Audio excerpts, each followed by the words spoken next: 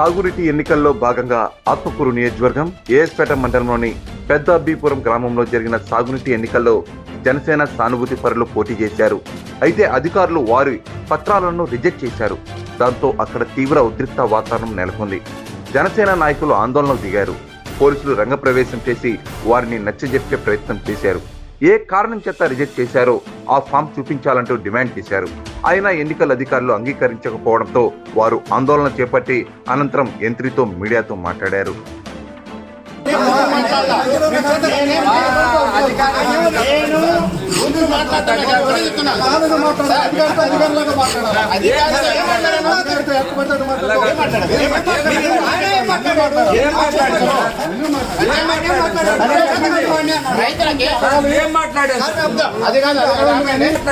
Reject చేశారంటే కూడా నేను చూపించను అని చెప్పంటే మాట్లాడకుండా ఉంటామా? అంటే మాకు కళ్ళ గంతలు కట్టేసి ఈ గ్రామంలో ఎలక్షన్ చేసేదానికి వచ్చారా? అలాంటప్పుడు గ్రామానికి ఎందుకు రావాలి? రైతులు ఇక్కడ ఎందుకు ప్రోగ్ చేసేసి మీ ఎలక్షన్ అని చెప్పి చెప్పాలి. అసలు చేతగానోడు ఎందుకు వచ్చాడు సార్ పోలింగ్ ఆఫీసర్ గా? ప్రొసీజర్ తెలియదు అన్ని నేను చెప్పాలి. ఫామ్ 6 దేనికి, ఫామ్ 5 దేనికి, ఫామ్ 4 దేనికి అన్ని కూడా మేము చెప్పాలి. అడిగి తీసుకుంటాం. సరే మేము కూడా కమ్గా ఉంటాం. ఎంఆర్ఓ వైట్ పేపర్ మీద ఇవ్వాల్సిన రూల్ కూడా లేదు కదా. నీటి సిస్టమ్ మీద ఎంఆర్ఓ సైన్ లేదని తిరస్కరణకు వచ్చింది అని చెప్పి అన్నప్పుడు నీటి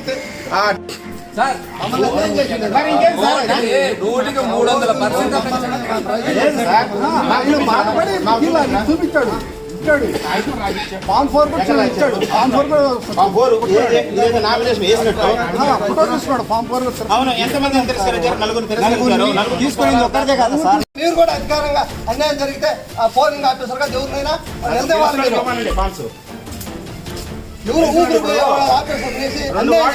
కంటెస్ట్ చేయాలా? వాళ్ళ అభ్యర్థులే రాలా ఇక్కడికి గెలిచినట్టు ఇవ్వాలా?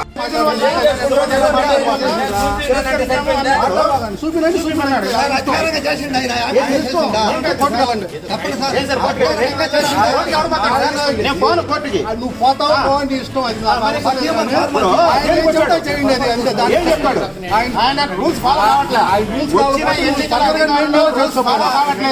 మీరు ఫర్దర్ ఏం ఆయన మీద ఏం చేసుకున్నా చేసుకోవాలి.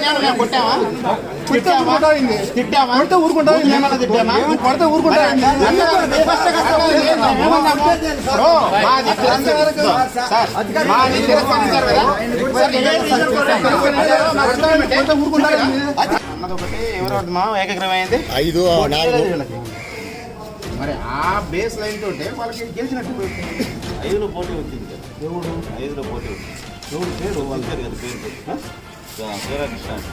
అవునండి. అతను ఇనామస్ అతనికి ఇవ్వండి.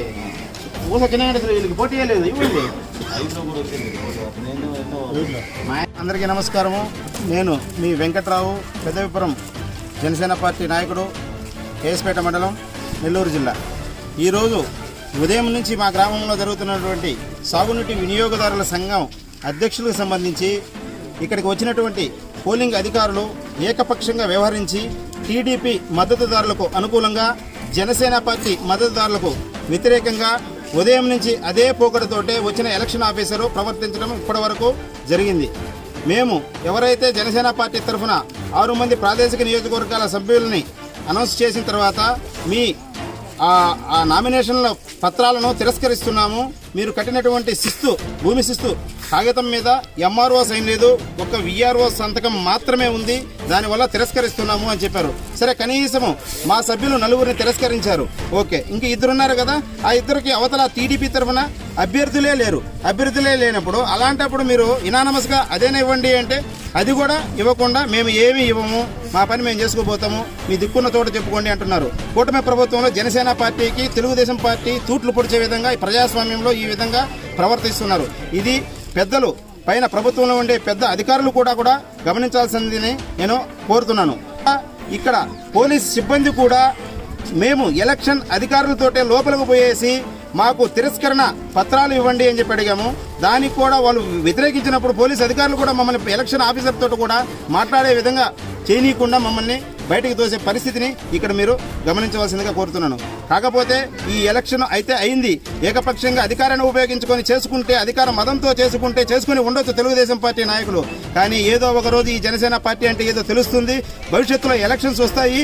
ఆ రోజు మా పెద్దాపురం గ్రామ పంచాయతీలో జనసేన పార్టీ యొక్క ప్రాబల్యం ఏ విధంగా ఉంటుందో కూడా మీరు చవి చూస్తారని కూడా అధికార యంత్రాంగాన్ని నేను ఈ విధంగా, అదేవిధంగా ప్రభుత్వంలో ఉండే పెద్దలను కూడా ఈ విధంగా నేను కోరుతూ ఉన్నాను, హెచ్చరిస్తూ ఉన్నాను కూడా. Thank you.